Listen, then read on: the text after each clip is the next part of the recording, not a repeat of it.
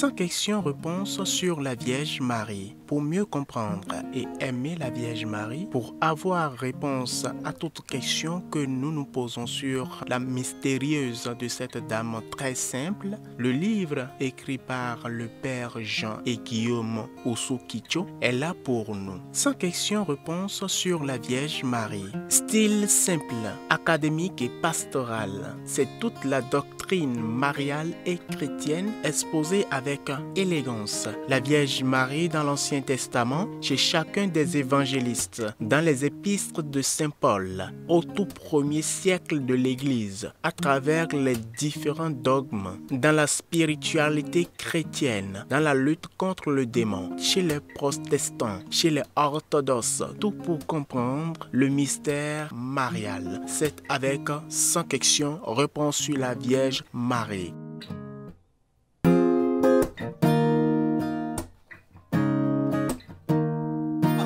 Dans le désert, préparez le chemin du Seigneur, tracez droit dans les terres arides, une route pour notre Dieu.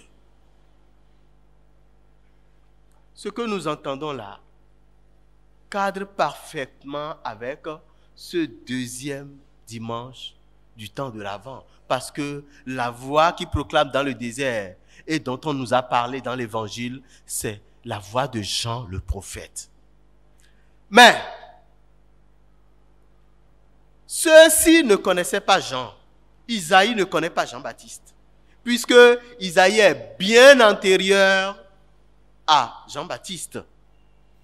Alors, le désert dont on parle ici pourrait nous évoquer la voie que le Seigneur lui-même avait déjà tracée aux premiers parents, lorsqu'il les a délivrés de la servitude d'Égypte pour les conduire jusque dans la terre promise. Le Seigneur a tracé une route pour son peuple à travers le désert. Il l'avait déjà fait. Donc, il est encore capable de le faire pour ce peuple-là qui se trouve en servitude à Babylone. Mais seulement, le désert dont on veut parler en réalité, c'est les cœurs qui étaient désolés. Les cœurs qui n'avaient plus confiance en Dieu. Les cœurs qui étaient en désespoir. Ce sont ces cœurs-là, c'est dans ces cœurs-là que le Seigneur veut qu'on trace une route droite. Parce qu'en réalité, le Seigneur veut habiter le cœur de l'homme. Jésus a dit, si vous m'aimez, vous garderez ma parole. Mon Père vous aimera. Nous viendrons chez vous et nous ferons chez vous une demeure. Donc c'est notre cœur que le Seigneur veut habiter. Et il voudrait que le chemin de notre cœur puisse être aplani, puisse être droit, que l'aridité quitte notre cœur, que notre cœur devienne une terre généreuse dans laquelle on peut planter, semer des graines pour que ces graines-là puissent porter des fruits de bonté, des fruits de patience, des fruits de miséricorde, des fruits de paix, de joie, de justice, et j'en passe. Que tout ravin soit comblé, toute montagne et toute colline abaissée, que les escarpements se changent en plaine et les sommets en large vallée. Qu'est-ce que signifie escarpement, plaine, colline dans notre vie, ravin? C'est le péché. Le péché qui détruit le cœur de l'homme. Le péché qui introduit dans le cœur de l'homme des rugosités et qui empêche Dieu de s'installer véritablement dans sa vie. Ce sont ces ravins-là, ces escapements-là qu'il faut niveler pour que notre cœur soit droit. Heureux les cœurs purs, ils verront Dieu, nous a dit Jésus-Christ. Et lorsque le peuple est en servitude et s'impatiente, Dieu envoie Isaïe pour leur dire consolation. Et c'est la même chose qui se passe dans la deuxième lecture. Lorsque l'apôtre Pierre voyant que les premiers chrétiens s'impatientaient de la venue du Seigneur, certains vendaient même leurs biens parce qu'ils croyaient que quand on dit le Seigneur va revenir, c'était le lendemain ou le surlendemain ou le jour d'après. Et les jours passent, les années passent, le Seigneur ne vient pas. Et ils ont commencé à ronchonner. Mais est-ce que le Seigneur là, il viendra encore vraiment? Et le Saint-Pierre leur dit, il est une chose qui ne doit pas vous échapper. Pour le Seigneur, un seul jour est comme 1000 ans, et 1000 ans comme un seul jour. Le Seigneur ne tarde pas à tenir sa promesse, alors que certains prétendent qu'il a du retard. Bien-aimés, très souvent nous sommes impatients. Nous sommes tellement impatients que nous cherchons nous-mêmes nos propres chemins. Nous sommes tellement impatients que nous allons chercher nous-mêmes notre salut. Oui, il y a beaucoup de vendeurs de salut. Mais ça ne sera jamais le salut de Jésus-Christ. Parce que Dieu veut sauver l'homme. Il veut le sauver tout entier. Et en le sauvant tout entier, il ne veut pas qu'une seule de ses créatures se perde. Et c'est pourquoi lui, il prend patience pour que le dernier parmi nous se convertisse avant que son jour n'arrive. Et nous avons l'impression que c'est le Seigneur qui a du retard, alors que c'est nous qui avons du retard. C'est nous qui prenons trop de temps pour aplanir notre vie. C'est nous qui prenons trop de temps pour pouvoir nous conformer aux dispositions des commandements divins.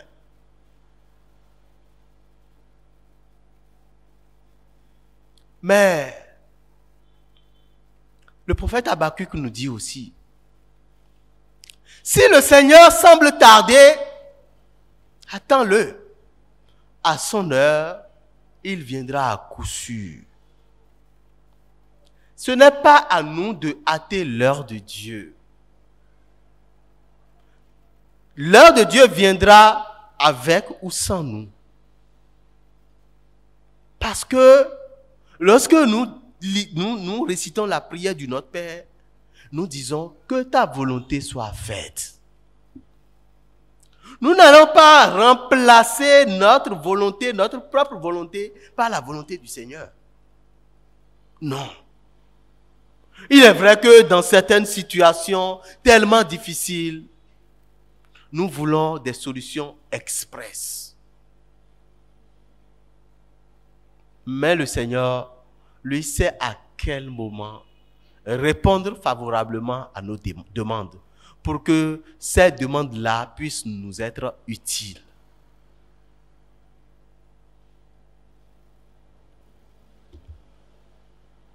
Et l'apôtre Pierre nous prévient. Cependant, le jour du Seigneur viendra comme un voleur. Alors, les cieux disparaîtront avec fracas, les éléments embrasés seront dissous. La terre, avec tout ce qu'on a fait ici-bas, ne pourra y échapper.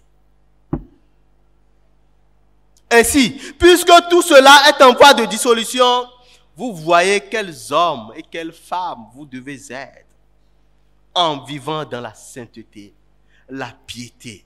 Vous qui attendez, vous qui hâtez l'avènement du jour de Dieu. Frères et sœurs, il nous faut nous préparer à la venue du Seigneur. Et nous ne devons plus prendre beaucoup de temps. C'est ici et maintenant. La sainteté n'est pas à remettre à demain. C'est tout de suite parce que le Seigneur peut nous surprendre à tout moment. Et c'est pour ça qu'avant la fin de l'année liturgique A, nous n'avons écouté que des paroles qui nous invitaient à la veille, à la vigilance. Si le Seigneur vient ici et maintenant, combien parmi nous pourront véritablement dire, Seigneur, j'ai accompli tout ce que tu m'as demandé? Alors si ce n'est pas le cas, il nous faut nous mettre très vite au travail pour réglementer notre vie selon les dispositions du Seigneur. Et dans l'évangile de ce soir, sinon de ce jour, l'apôtre Marc commence par dire, commencement de l'évangile de Jésus-Christ, Fils de Dieu. Nous sommes au chapitre 1, verset 1. Et lorsque vous allez vers le 8e chapitre, vous voyez Jésus qui demande à ses disciples, qu'est-ce que les gens disent que je suis? Et les apôtres ont donné des réponses. Et après il dit, mais maintenant, vous-même, pour vous, qui suis-je? Et Pierre prend la parole et dit, tu es le Messie, le Fils du Dieu vivant. Et donc, du chapitre 1, nous venons au chapitre 8 et nous avons encore la même mention, Jésus-Christ, Fils de Dieu. Et à la fin de son évangile, lorsque Jésus est cloué sur la croix, et il est mort sur la croix, le centurion romain, après avoir constaté sa mort, dit, vraiment, celui-ci était le Fils de Dieu. Alors, sur quoi est-ce que Marc voudrait attirer notre attention? Marc voudrait attirer l'attention de tous ses lecteurs sur la réalité que Jésus-Christ n'est pas seulement homme, mais il est Dieu, il est le Fils de Dieu. Et il commence cela depuis le début de son évangile. Il ne s'est pas intéressé de nous narrer les récits de la naissance de Jésus-Christ, comme l'ont fait Luc et Matthieu. Mais il est allé directement au but. Commencement de l'évangile de Jésus-Christ, Fils de Dieu. Il est écrit dans Isaïe le prophète, « Voici que j'envoie mon messager en avant de moi pour ouvrir ton chemin. Voix de celui qui crie dans le désert, préparez le chemin du Seigneur, rendez droit ses sentiers. » Frères et sœurs, ça revient. Préparez le chemin du Seigneur, rendez droit ses sentiers. Et c'était la mission de Jean-Baptiste, ça. Puisqu'il est le précurseur du Sauveur, il a pour mission de tracer sa voie, de rendre droit ses sentiers. Et on a dit que toute la Judée, tous les habitants de Jérusalem accouraient à lui pour se faire baptiser dans le Jourdain. Et ils confessaient publiquement leurs péchés. Frères et sœurs, aujourd'hui, nous ne faisons plus des confessions publiques. Nous faisons des confessions privées. Parce que le péché de l'autre, c'est propre entre lui et son Dieu. Et c'est Dieu seul qui connaît le cœur de chacun de nous. C'est lui qui sonde les profondeurs intimes de chaque personne. Et l'Église met à notre disposition ce sacrement de la réconciliation. Réconciliation avec nous-mêmes. Réconciliation avec le prochain que nous avons offensé par nos actes, par nos paroles, par nos pensées. Réconciliation avec l'univers. Alors, pourquoi ne nous hâtons pas d'aller rendre notre cœur pur? Les prêtres sont là à notre disposition. Nous allons dans n'importe quelle église, nous pouvons nous confesser. Cette réalité que nous vivons dans notre église du Bénin, nous ne pouvons pas savoir et reconnaître à sa juste mesure le prix. Il y a certains peuples, nos frères chrétiens d'autres pays, qui n'ont pas cette opportunité-là. Alors faisons diligence. Encore 2 semaines et le Sauveur va venir. Comment nous disposons-nous pour l'accueillir? Ce ne sont pas de nos parures extérieures dont le Seigneur a besoin, mais c'est de notre disposition intérieure, de notre disposition intime.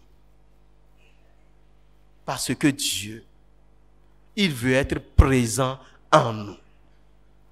Il veut faire de nos vies son habitation. Et c'est ça qui fait que chacun de nous, nous devenons le temple vivant de Dieu en déplacement. Pour que nous puissions réglementer notre vie, le Seigneur nous donne pour modèle un homme au cours de cette semaine. C'est Jean le Baptiste. Celui-là même qui s'est humilié pour reconnaître sa juste place en disant, il vient derrière moi, celui qui est plus grand que moi. Et je ne suis même pas digne de m'abaisser pour défaire la courroie de ses sandales. Frères et sœurs, l'humilité de Jean-Baptiste est déconcertante. Si nous pouvons tout simplement chercher à limiter un tout petit peu, 1/10 de son humilité, le Seigneur nous trouvera plus disponibles à l'accueillir. En plus de son humilité, imitons aussi sa bravoure, son courage devant la mort. Parce qu'il n'a pas craint de dire la vérité pour faire la place au Sauveur. Il faut qu'il croisse et que moi, je diminue. Lorsque l'heure a sonné, Jean-Baptiste n'a pas négocié avec sa vie. Il a laissé sa vie pour que le Christ puisse être présenté au monde. Voici l'agneau de Dieu qui enlève le péché du monde. Frères et sœurs, tout à l'heure, cet agneau nous sera présenté à l'autel pour que nous puissions manger son corps et boire son sang. À l'agneau la gloire pour les siècles des siècles, au nom du Père et du Fils et du Saint-Esprit. Amen. Consolez mon peuple. Et nous sommes dans le temps, dans le moment de la consolation. Elle est au milieu de nous ce soir pour consoler chacun de nous. Chers frères et sœurs, que votre cœur soit joyeux ce soir, car Marie veut vous consoler. Marie veut faire de nouvelles choses dans votre vie. Marie veut refaire chaque compartiment de votre vie. C'est la vérité.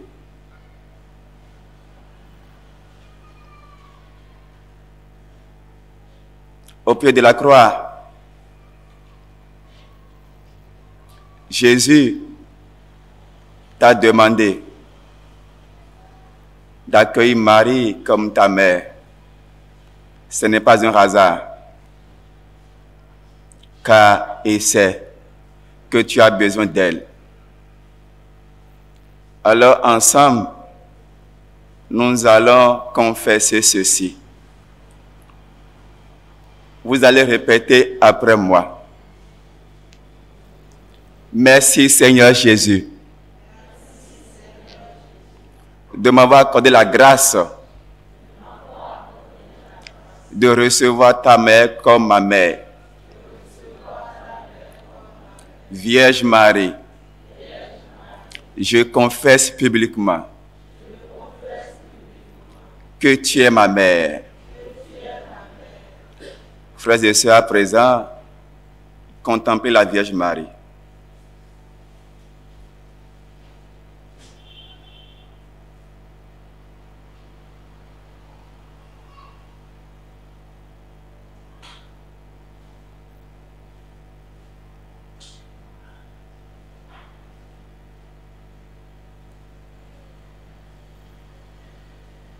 Ne soyez pas distraits.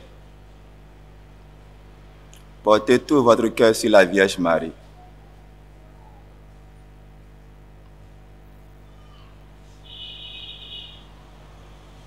Soyez attentifs, car elle veut consoler votre vie. C'est maintenant et ici.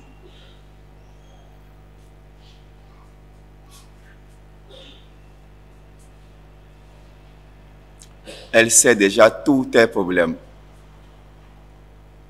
Sois simplement attentif à sa présence. Contemple-la.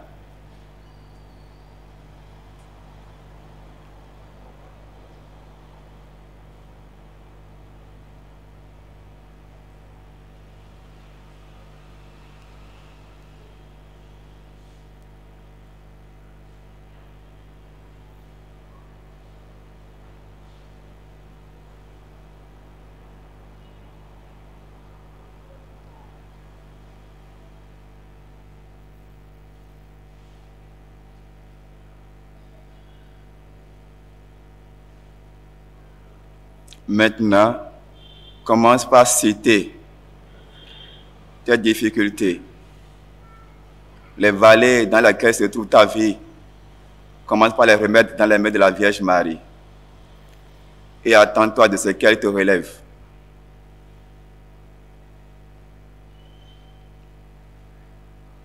Parle à la Vierge Marie. Sois rassuré qu'elle t'écoute et elle va agir dans ta vie ce soir. C'est vrai.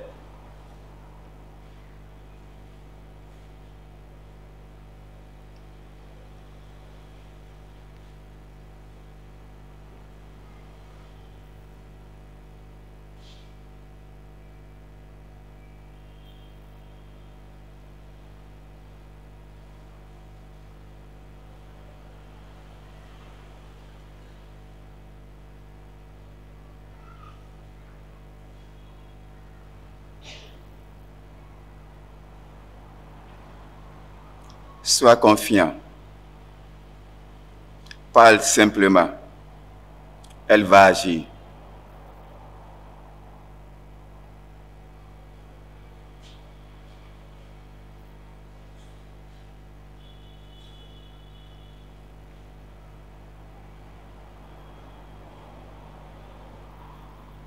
Crois seulement qu'elle veut agir.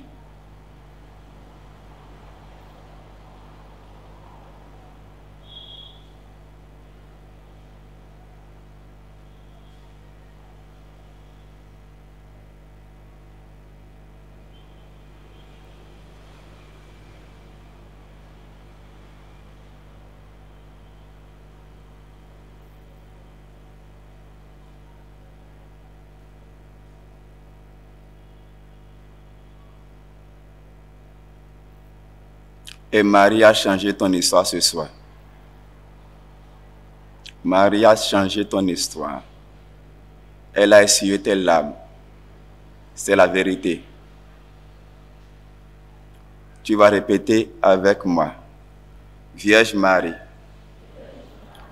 pose ta couronne sur ma vie. Porte ton manteau à ma vie. Amen.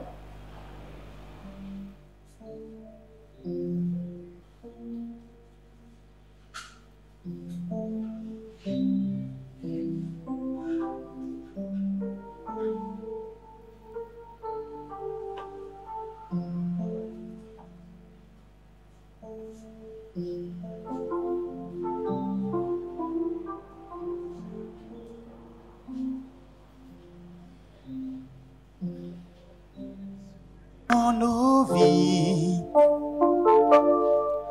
Marie, chemin qui mène à lui. Ton oui fleurit dans notre vie.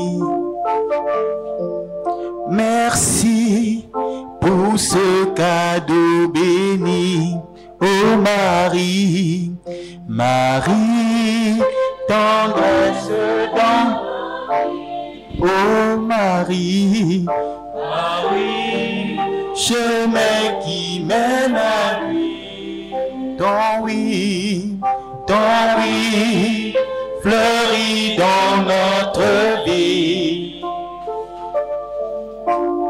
merci pour ce cadeau béni. S'il te plaît, Sainte Vierge, obtiens-nous de Jésus de faire un beau silence pour habiter chez lui. Marie, Marie, tendresse dans nos vies. Oh Marie, chemin qui mène à lui.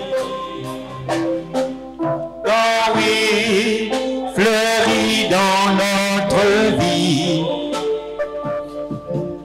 Merci pour ce cadeau béni.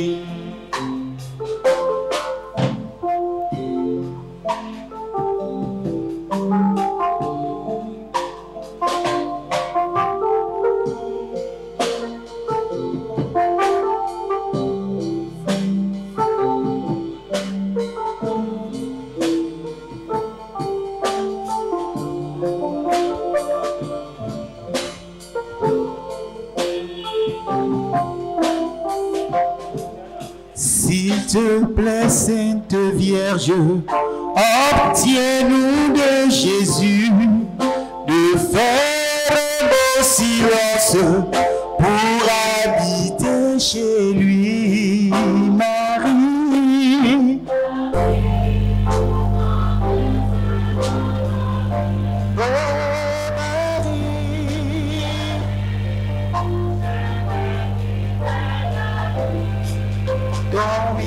oui.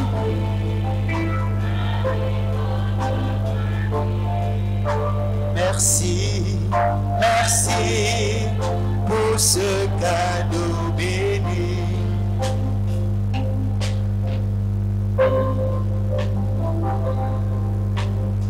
Puisque tu chantes avec nous, Magnificat, Vierge Marie, mets la main sur nos pas, nous ferons tout ce qu'il dira. Cherchez, cherchez avec toi dans nos vies, les pas de Dieu. Vierge Marie,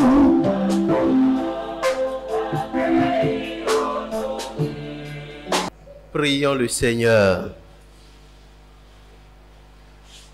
Mère de miséricorde et d'espérance, obtenez pour les hommes et les femmes du 3e millénaire le don précieux de la paix dans les cœurs et dans les familles, dans les communautés et entre les peuples, la paix en particulier pour ces nations où l'on continue chaque jour à se battre et à mourir. Faites que chaque être humain, de toute race et de toute culture, rencontre et accueille Jésus, venu sur la terre dans le mystère de Noël pour nous donner sa paix. Mère, Reine de la paix, donnez-nous le Christ, véritable paix du monde. Sainte Marie, Mère de Dieu, gardez-moi un cœur d'enfant, pur et transparent comme une source. Obtenez-moi un cœur simple, qui ne savoure pas les tristesses, un cœur magnifique à se donner, tendre à la compassion, un cœur fidèle et généreux, qui n'oublie aucun bienfait et ne tienne aucune rancune. Faites-moi un cœur doux et humble, aimant sans demander de retour, joyeux de s'effacer dans un autre cœur devant votre divin Fils. Un cœur grand et indomptable, qu'aucune ingratitude ne ferme, qu'aucune indifférence ne lasse. Un cœur tourmenté de la gloire de Jésus-Christ, blessé de son amour et dont la plaie ne guérisse qu'au ciel. Ainsi soit-il. Ô Vierge Marie, le Seigneur vous a conféré plus de grâce que n'en eurent jamais tous les anges et tous les saints au comble de leur mérite. Ô Marie, faites que je corresponde fidèlement à la grâce divine et que je n'en abuse plus désormais. Ô Vierge très chaste, obtenez à tous la grâce de résister à la chair, de conserver nos cœurs purs, afin que nous puissions voir Dieu et être associés aux anges, aux vierges et à tous les saints.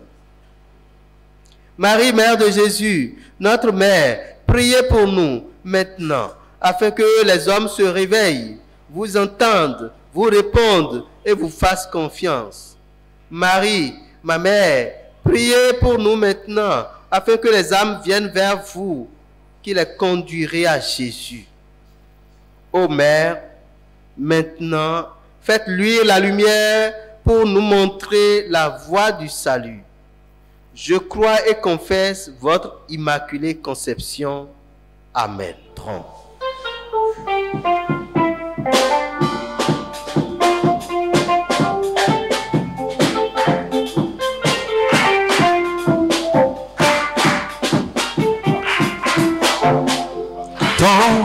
Quand ta amour s'est manifesté, quand j'ai crié à toi, quand ta amour s'est manifesté, quand j'ai crié à toi, en reconnaissance pour tous tes bienfaits, me voici Seigneur, pour te consacrer ma vie entière, et ce qui est à Sans question-réponse sur la Vierge Marie. Pour mieux comprendre et aimer la Vierge Marie, pour avoir réponse à toutes questions que nous nous posons sur la mystérieuse de cette dame très simple, le livre écrit par le Père Jean et Guillaume Osukicho est là pour nous. Sans question-réponse sur la Vierge Marie. Style simple, académique et pastoral. C'est toute la doctrine mariale et chrétienne exposée avec élégance. La Vierge Marie dans l'Ancien Testament, chez chacun des évangélistes, dans les épîtres de Saint Paul, au tout premier siècle de l'Église, à travers les différents dogmes, dans la spiritualité chrétienne, dans la lutte contre le démon, chez les protestants, chez les orthodoxes, tout pour comprendre le mystère marial. C'est avec sans question réponse sur la Vierge Marie.